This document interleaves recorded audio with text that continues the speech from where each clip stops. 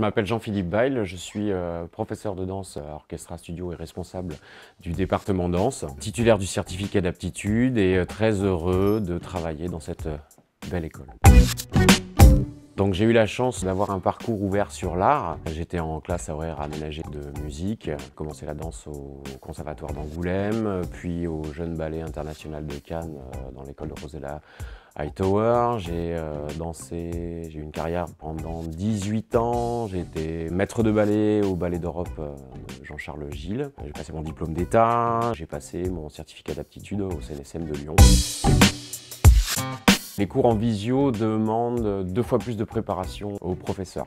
On pourrait imaginer que c'est plus simple et en fait pas du tout, parce qu'effectivement on doit être précautionneux de la santé de nos élèves, donc on va être vigilant sur l'espace de danse que vont avoir les élèves. Est-ce qu'ils sont sur du carrelage, est-ce qu'ils ont des éléments à côté d'eux, est-ce qu'ils ont de la place, est-ce qu'ils n'ont pas de place. On va être vigilant aussi sur l'espace de travail, de l'écoute, puisque les connexions peuvent être mauvaises. Il y a vraiment une adaptation pédagogique sur la fond comme sur la forme. On essaye au maximum de transmettre des exercices courts, simples.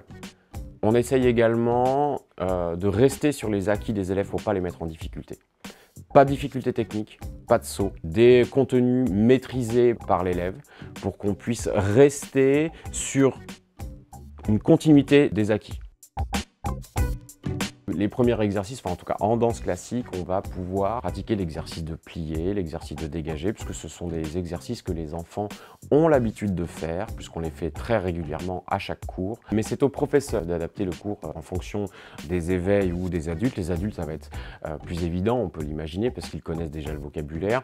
Et on va axer plus sur la créativité, sur l'imagination, sur l'écoute musicale, avec des élèves plus petits.